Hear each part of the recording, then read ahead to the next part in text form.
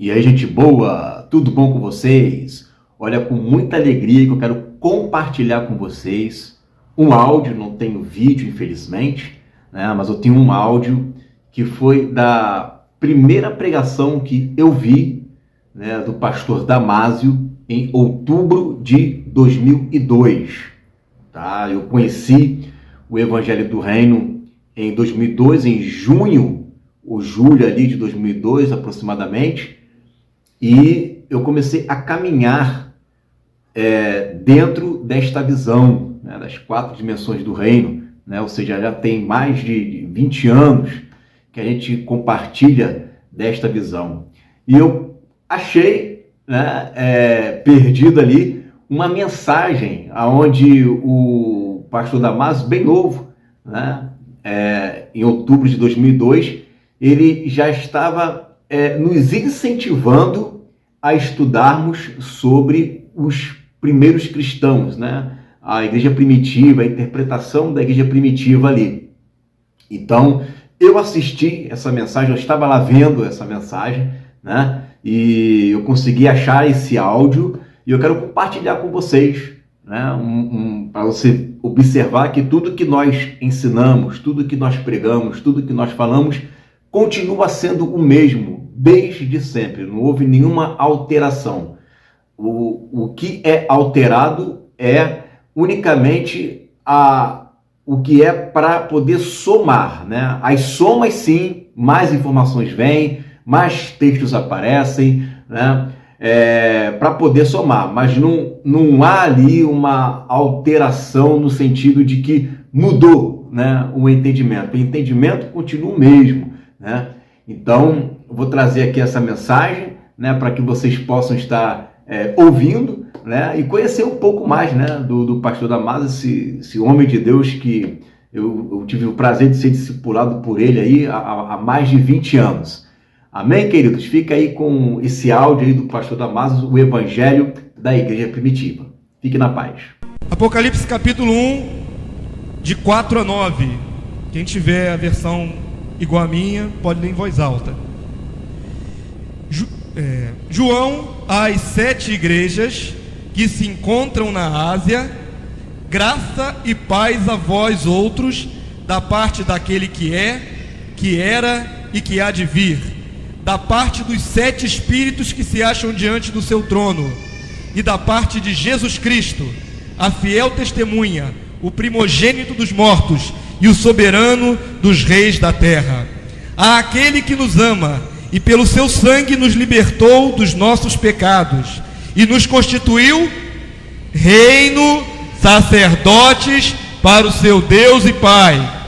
A ele a glória, o domínio pelos séculos dos séculos. Amém.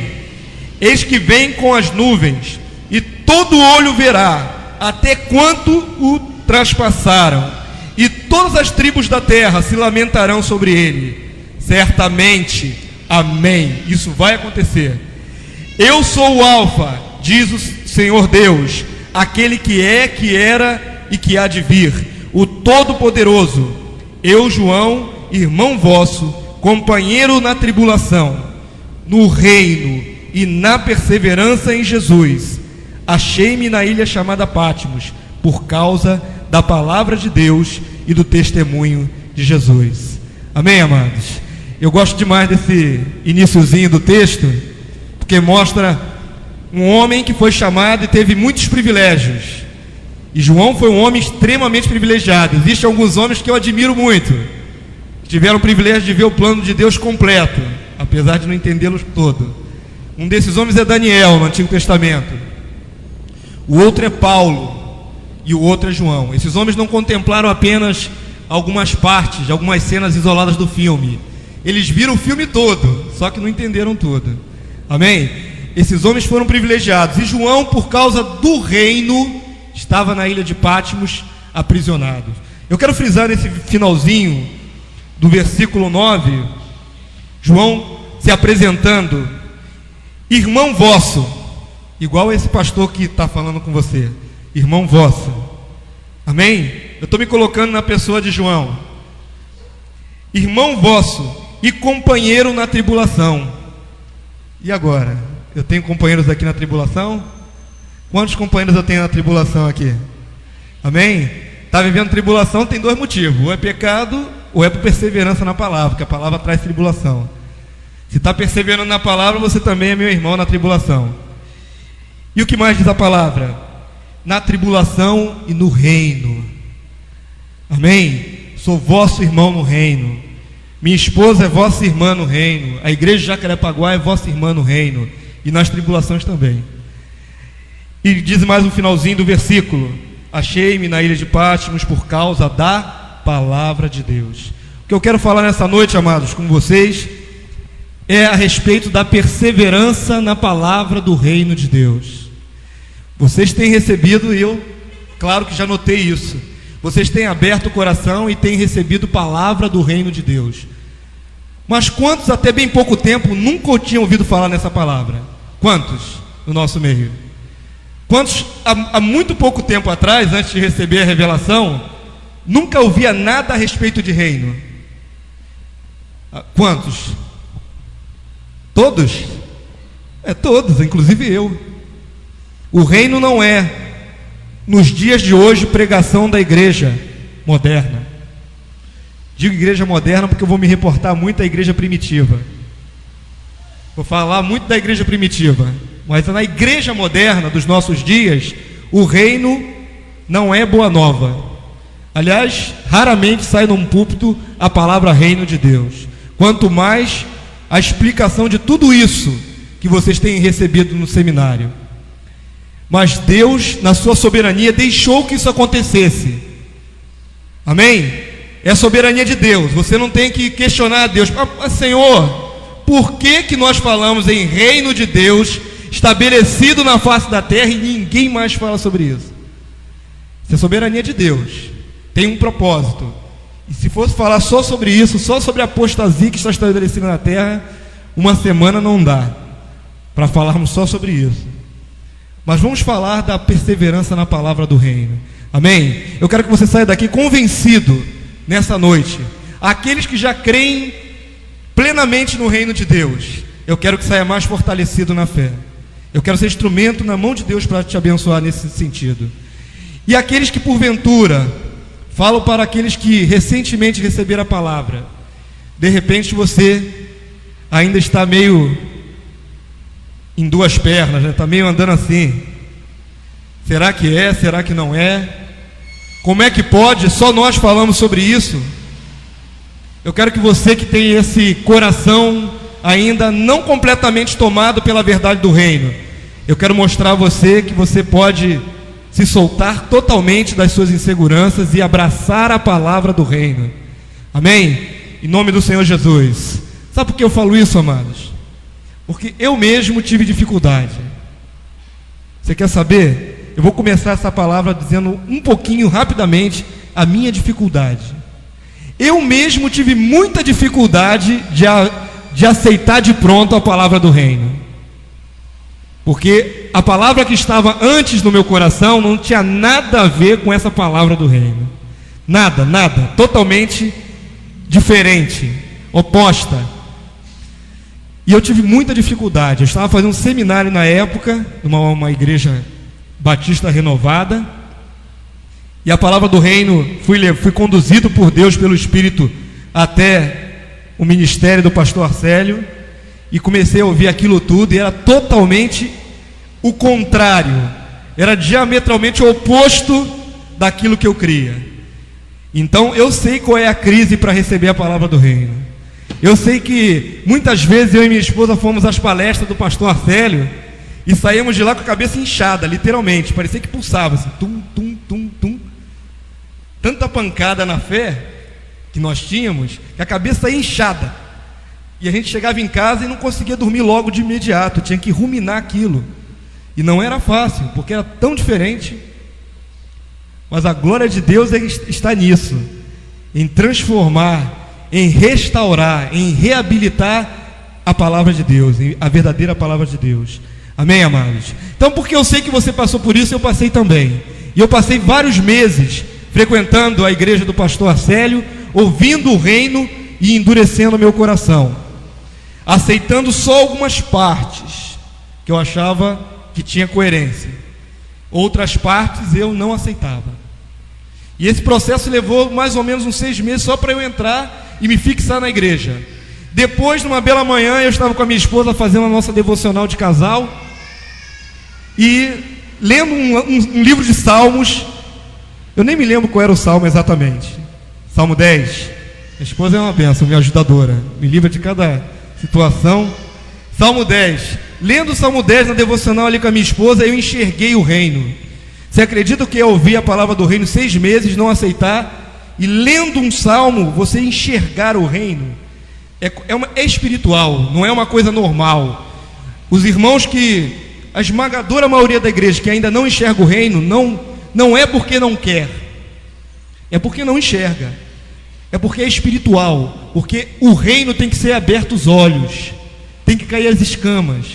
Alguém como eu, como você, tem que pregar com intrepidez a palavra do reino, e essa pessoa com certeza será liberta da cegueira e conseguirá enxergar. E eu consegui enxergar naquela manhã a palavra do reino, mas mesmo assim ainda tinha outros propósitos na minha vida que impediam a ampla aceitação do reino na minha vida. Resumindo a história, porque eu não quero ficar só nisso. No final da história, Deus me requeriu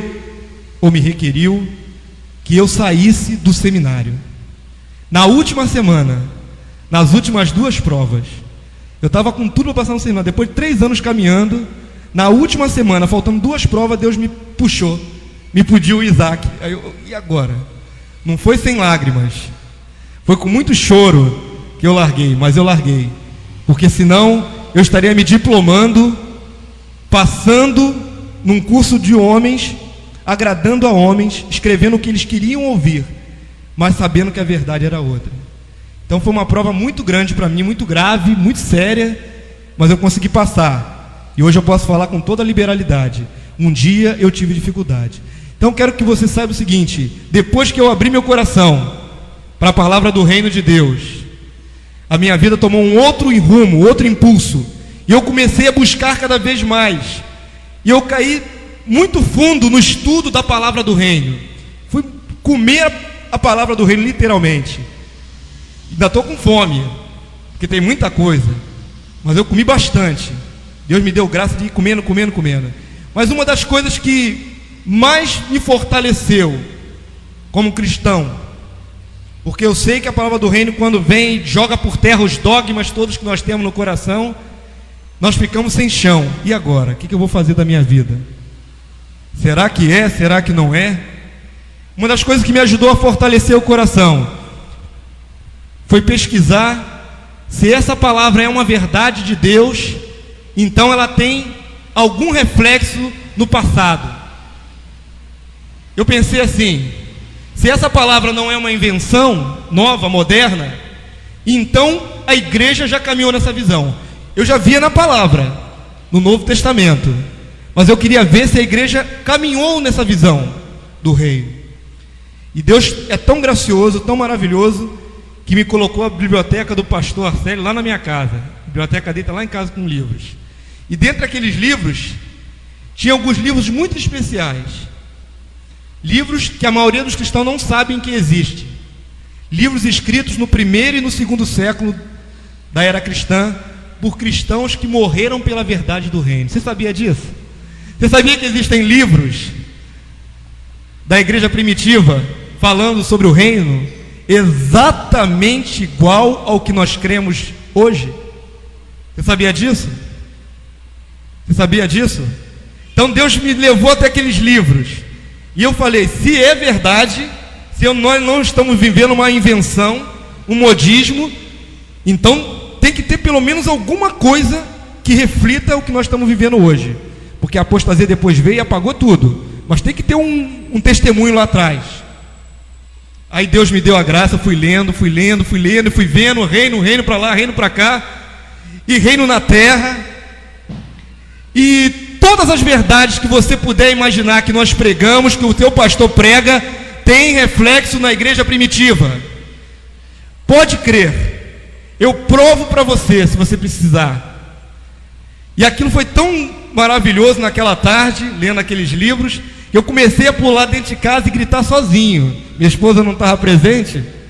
Eu comecei a dar soco no ar e gritar. Eu fui tomado uma alegria muito grande em saber que a minha fé testificava com a fé da igreja primitiva. E é isso que eu quero fazer nessa noite com vocês. Eu quero, em pouco tempo, tenho muito pouco tempo, mas as poucas palavras que eu vou poder mostrar para vocês, eu quero que você entenda. Homens creram exatamente igual como nós estamos crendo.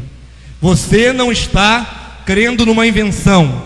Você não está crendo numa palavra particular, denominacional. Você está crendo na verdade de Deus. Amém? Então abra sua Bíblia aí, por favor. Nós vamos falar. O tema da minha mensagem é: se eu creio igual ou conforme ou como na igreja primitiva, em primeiro lugar, eu opero a minha salvação com temor e tremor. Eu opero a minha salvação com temor e tremor. Quantos aqui já compreenderam que por mais que tenham recebido o Espírito do Senhor no seu interior, ainda correm risco? Quantos aqui compreendem assim? Quantos já compreenderam assim? Ou quantos aqui ainda têm no coração a ideia de que está salvo, irremediavelmente salvo, nada do que você faça na face da terra vai retirar sua salvação? E aí, amados? Como é que fica? Que herança você tem no seu coração aí? Não quero ficar nas minhas palavras. Abra sua Bíblia no livro de Filipenses. Livro de Filipenses, capítulo 2. Filipenses, capítulo 2. Depois eu dou o versículo. Olha, amados, eu não tenho o menor temor de tocar em assuntos delicadíssimos, porque eu creio que os amados amam a verdade, são como eu, amantes da verdade. Então eu vou tocar em alguns assuntos delicados. Se alguém ainda tem alguma dificuldade em crer da maneira que eu vou mostrar, eu quero te mostrar na Bíblia, e depois que eu ler um versículo bíblico bem claro, para você ver que não é a minha interpretação particular, eu vou lhe mostrar um homem de Deus do passado falando da mesma forma. Amém? Esse é meu trato com vocês. Então vai ser um pouquinho diferente, né? Hoje não tem só o texto da Bíblia. Hoje tem o texto da Bíblia e um texto cristão primitivo. Amém? Então, se eu creio conforme a igreja primitiva, eu opero a minha salvação com temor e tremor. Filipenses 2, todo mundo já achou? O 2, o capítulo. Agora o versículo 12. Diz assim a palavra de Deus: assim, pois, amados meus, como sempre obedeceste, não só na minha presença, porém muito mais agora na minha ausência, leiam comigo: desenvolvei a vossa salvação com temor e tremor. Amém, amados? Desenvolvei a vossa salvação com tremor e tremor. O novo nascimento que você recebeu, o Espírito do Senhor que você recebeu, é um bem precioso. Você tem algo a fazer com isso. Você tem que desenvolver a sua salvação. Agora eu vou ler um versículo que não está na Bíblia. É um versículo de uma carta de um homem de Deus do passado. O nome desse homem é Barnabé. Não é o amigo do apóstolo Paulo, não. É um outro Barnabé. Esse homem viveu escreveu essa carta no ano de 135 depois de Cristo, segundo século.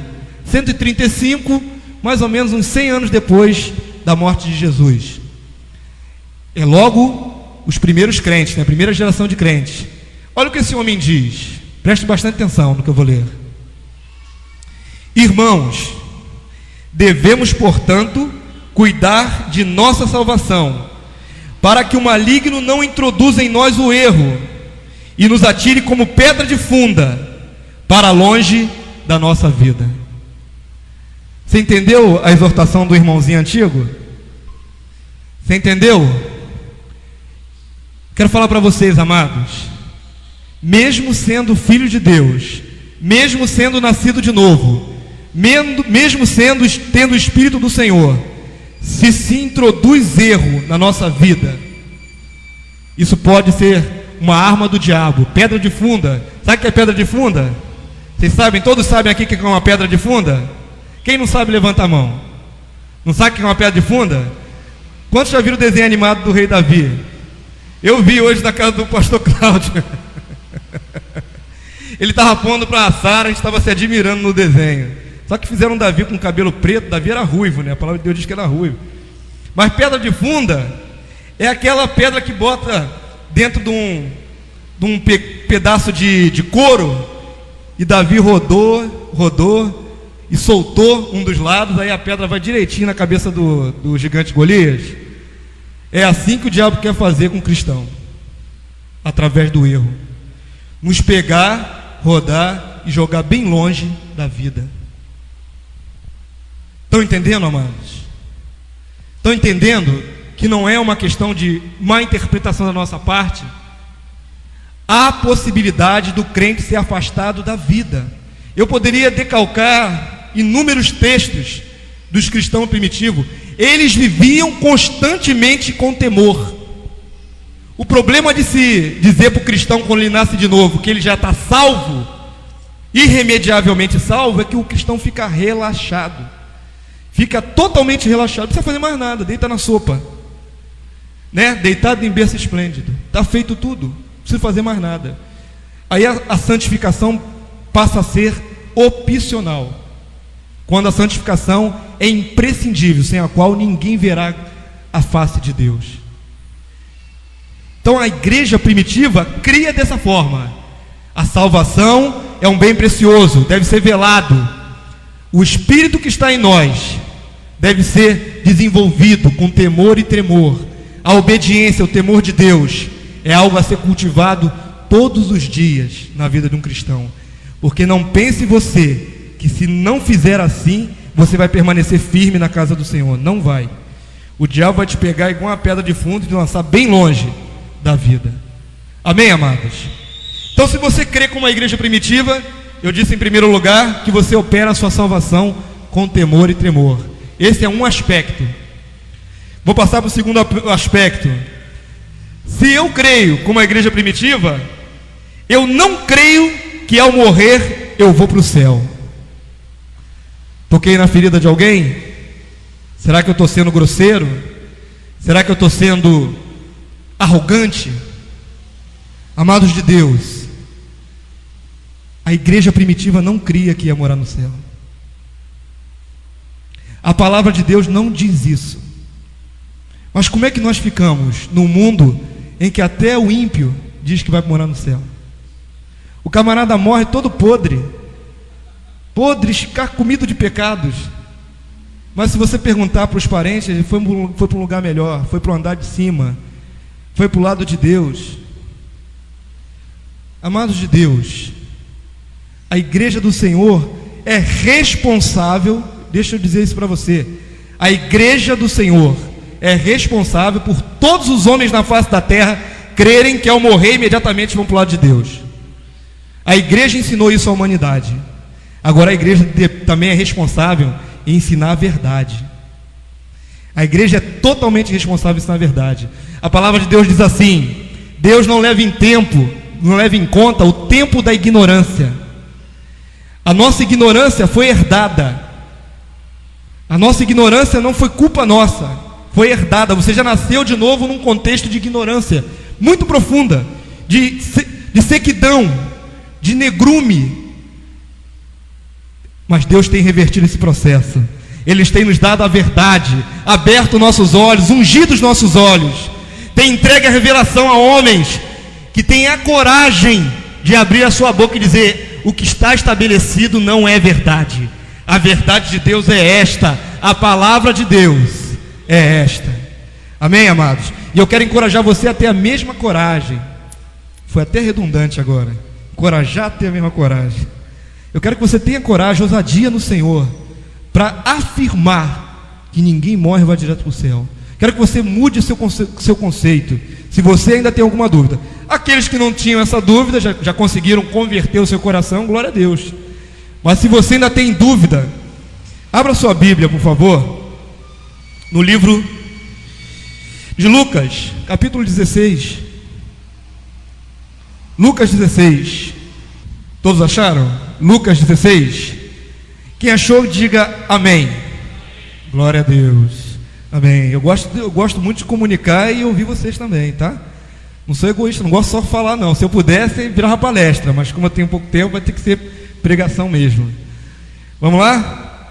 Acharam o capítulo 16, agora o versículo 22, lê aí. Você conhece essa história, mas vamos ler. Aconteceu morrer um mendigo, e ser levado pelos anjos para o seio de Abraão. Morreu também o rico e foi sepultado. Aí a palavra vai seguir dizendo: estando lá em tormentos, levantou os olhos e viu Lázaro no seu seio, Lázaro no seio de Abraão. Aí vai pedir para ele, para fazer a gentileza de sair do seu ar-condicionado e vir para o lado do fogo para refrescar a língua do outro. Não é isso que o rico pede? Pede para o coitadinho vir aqui, pula esse abismo e vem aqui refrescar a minha língua, que eu estou no maior calor sufocante aqui, a coisa está quente, 5.000 graus. Aí é dito que não é possível acontecer isso. Por quê? Porque o Hades, o mundo dos mortos, é dividido em 2 compartimentos. Um lado, o seio de Abraão, o outro lado, o lado de tormento, e no meio, o abismo. Certo? Está escrito isso na sua palavra? Então, morreu, foi para onde? Foi para onde, amado? Foi para o céu? Isso tudo que eu estou falando aí, descrevendo, que a Bíblia descreve, é céu? Seio de Abraão e lado de tormento. Mundo dos mortos. Palavra no original, Hades. Na nossa tradução, infelizmente, traduzido como inferno. Infelizmente, está traduzido como inferno. Mas a palavra é Hades, mundo dos mortos. Equivalente do grego Sheol, mundo dos mortos. Hebraico, obrigado, pastor. Mundo dos mortos. Amém, amados? Agora vamos ver se somos só nós que estamos interpretando errado. De repente ele está interpretando errado. Estamos deixando o Espírito do Anticristo tomar nossa cabeça aqui e interpretar errado. Eu vou evocar a palavra de um irmãozinho que morreu pela fé. Justino Marte, olha o nome do homem. Justino o Marte. Se você que sabe o que é um Marte, o que é um Marte, amado? O que é um Marte? Marte é aquele que perde a cabeça, que morre. Amém? Que é degolado, que é supliciado por causa da sua fé. No começo da igreja, a igreja foi muito perseguida e muitos homens foram mortos por causa da sua fé. Esse foi um deles. Vamos ver o que o irmãozinho disse a esse respeito. Preste atenção no que eu vou ler. Ele está desse contexto aqui, eu quero adiantar para você. Ele está respondendo um judeu que perguntou para ele sobre essas coisas. Um judeu perguntou para ele e respondeu o seguinte: se vós encontrastes alguns que se dizem cristãos e não confessam isso, mas atrevem-se a blasfemar contra o Deus de Abraão, de Isaque e de Jacó, e dizem: não há ressurreição dos mortos, mas que no momento de morrer suas almas são recebidas no céu, não os considereis como cristãos. Você ouviu isso, mano? Você ouviu isso? Um homem da igreja primitiva falando: se você encontrar alguém dizendo que em vez de ressuscitar, a ressurreição gloriosa que ainda vai haver, o camarada morre e vai direto para o céu, está blasfemando contra o Deus de Abraão, de Isaque e de Jacó. Blasfêmia. Blasfêmia. Vocês estão vendo isso? Isso foi escrito no ano de 155, um pouco depois da outra. A outra foi 135. Outro homem de Deus.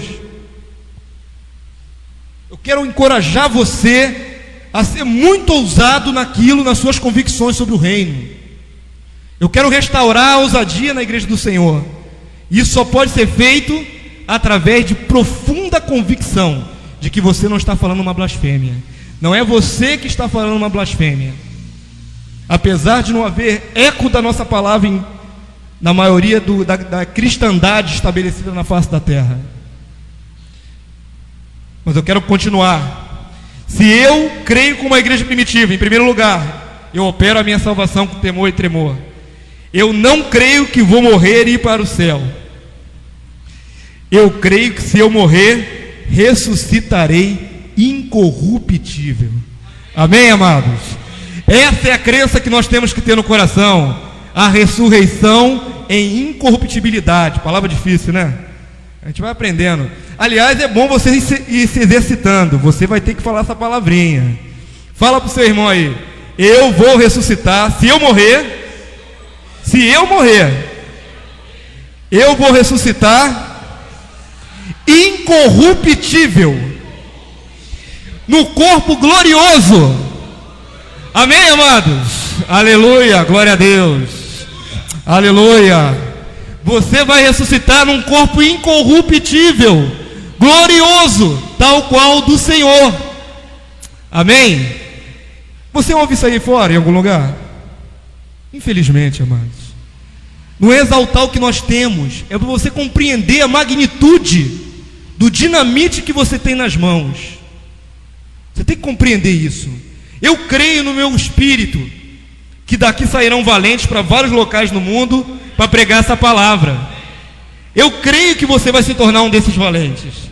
Amém? E mesmo aqueles que vão ficar no Arraial dos Santos, por aqui mesmo em São Gonçalo, você tem a ousadia de evangelizar qualquer pessoa com a verdade.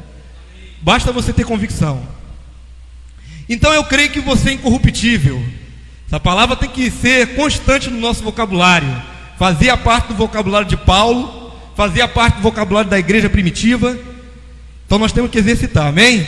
Continue falando, vai declarando. Nós vamos ressuscitar incorruptível, se morrermos.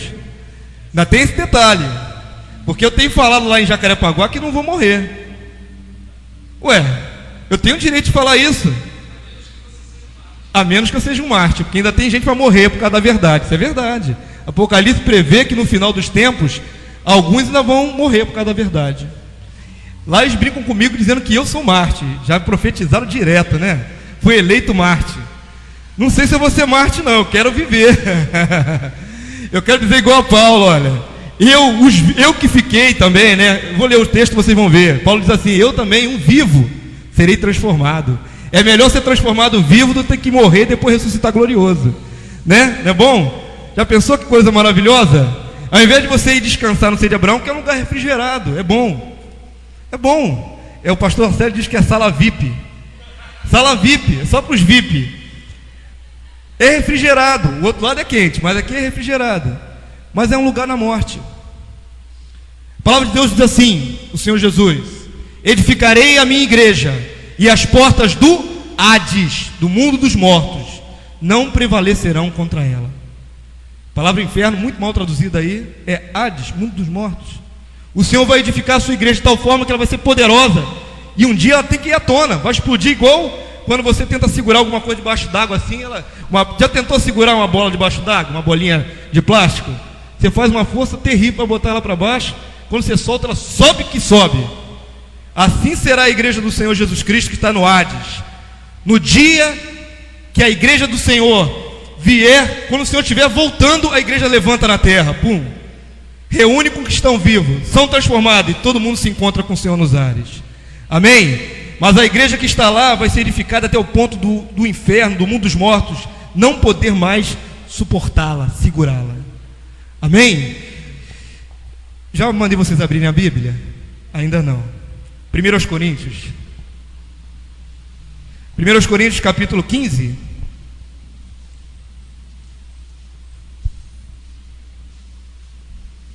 Primeiros Coríntios capítulo 15. Todos acharam 1 Coríntios 15? Depois eu falo o versículo. Eu gosto disso. Amém, glória a Deus. Quantos acharam? Digam glória a Deus. Amém, glória a Deus. Glória a Deus tem que ser algo constante também nos nossos lábios, né, pastor? Glória a Deus. Muita coisa gostosa que Deus dá pra gente. 1 Coríntios 15, 52, versículo 52. Mostra como é que vai ser esse processo aí. No momento, num abrir e fechar de olhos, ao ressoar da última trombeta, a trombeta soará, os mortos ressuscitarão incorruptíveis. Que mortos são esses, amados? Os que estão lá aguardando o seio de Abraão, os vencedores. Morto que ressuscita na primeira ressurreição é vencedor. que operou a sua fé com temor e tremor. Amém? Os mortos, esses estão lá no ar-condicionado, finalmente vão reaparecer. Abraão, Davi, todo mundo que você vai ver de novo. Bonitinho, inteirão, bonitão e incorruptível, igual ao Senhor Jesus. Todos os mortos. E diz mais o texto, para nossa alegria, os que estiverem vivos, né? Eu creio que você é um deles.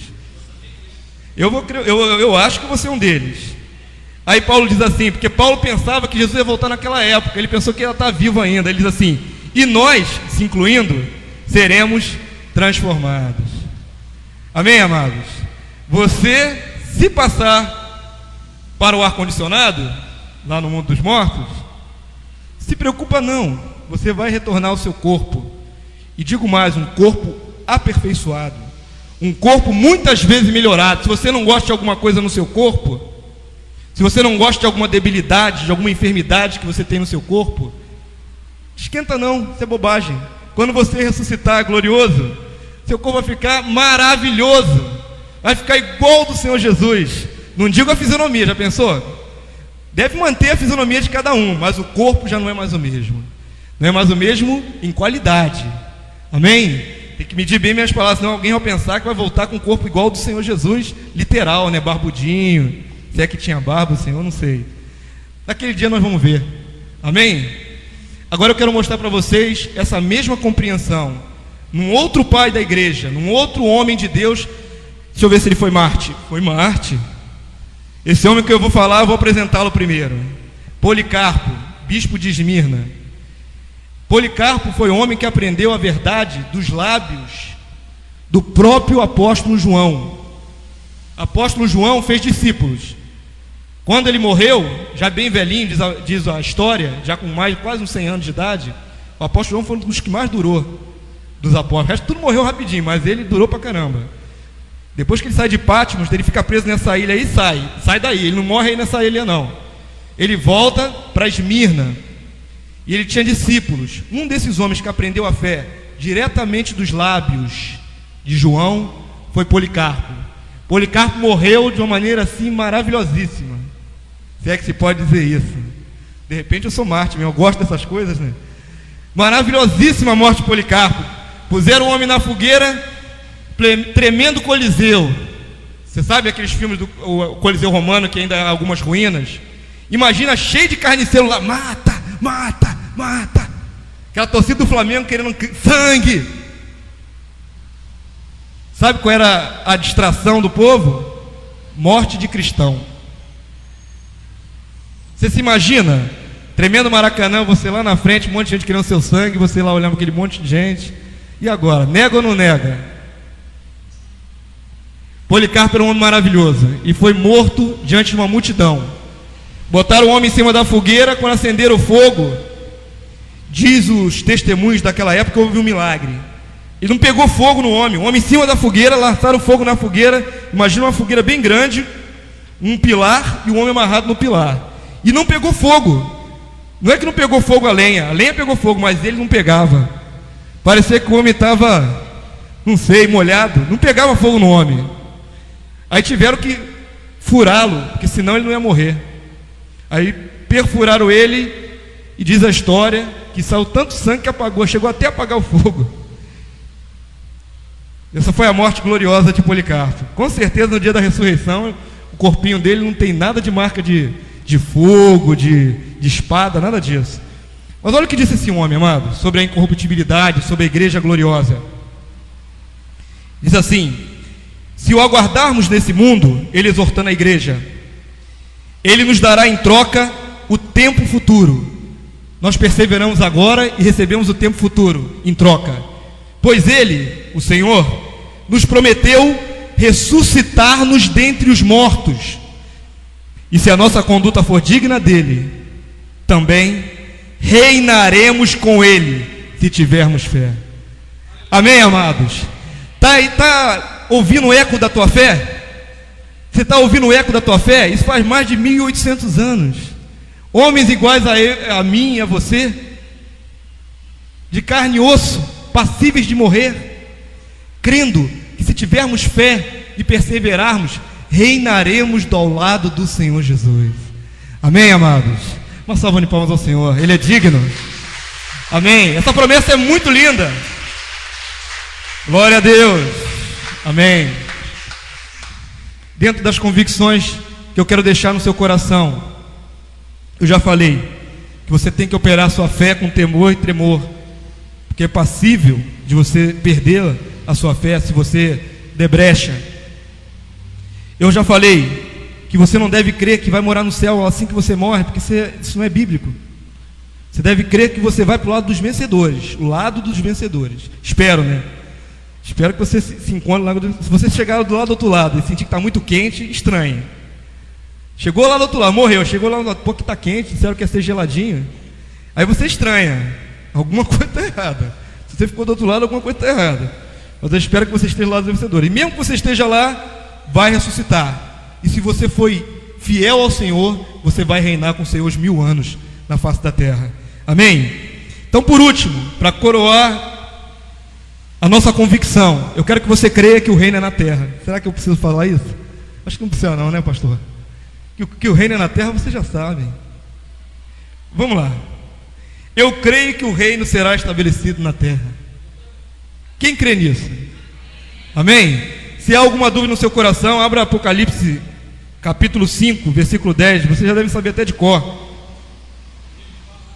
Mas eu não quero que fique nas minhas palavras de homem apenas. Eu quero que a palavra do Senhor seja entronizada no seu coração. Apocalipse capítulo 5, versículo 10. Diz assim a palavra de Deus: e para o nosso Deus os constituíste reino e sacerdotes, e reinarão sobre a terra. Amém, amados? Eu não estou assim de tristeza, não. Não é tristeza que eu estou sentindo agora, não. Você consegue se imaginar reinando ao lado do Senhor sobre a terra, amado? De verdade. Não é, isso aqui não é conto de 1001 noites, não. De verdade. Você crê? Você crê nisso, amado? Reinar do lado do Senhor sobre a terra, sobre todas as nações da terra. Você com um corpo glorioso. Oh, Jesus amado. É muita graça do Senhor. Nós cantamos aqui graça, superabundante graça. Quanta graça o Senhor nos tem dado. Você reinando ao lado do Senhor. Isso é maravilhosíssimo. Amém, amados? Eu vou ler um escrito de um homem chamado Irineu de Lyon. Lyon é atual Lyon na França. Lyon é um lugar específico na França. E esse homem escreveu isso no ano de 185, no segundo século da era cristã. Esse homem aqui, eu tenho uma admiração especial por ele. Ele fala muita coisa sobre o reino. Muita coisa sobre o reino. Pastor Cláudio agora já tem um livrinho dele. Deus é tão maravilhoso que o livro de Irineu de Lyon não existia em português. Não existia em português. Eu esperei mais de 1 ano e meio para que esse livro viesse a ser reeditado. Porque Deus está querendo concluir a sua obra, restaurar a verdade. A igreja que detém os direitos desses livros é a Igreja Católica Romana. E a Igreja Católica Romana fez o favor de republicar esses livros e de publicá-los em português. Graças a Deus, né? Glória a Deus por isso. Porque senão eu ia ter que fazer pesquisa em francês. Eu não entendo nada de francês, ia ficar mais difícil.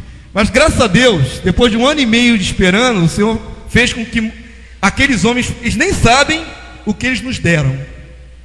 Eles não têm noção do que eles nos deram nas mãos.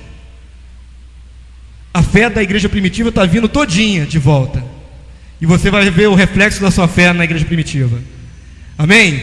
E esse homem, Irineu de Lyon, escreveu muito sobre a fé no reino, estabelecido na terra. Eu vou ler apenas alguns pequenos trechos.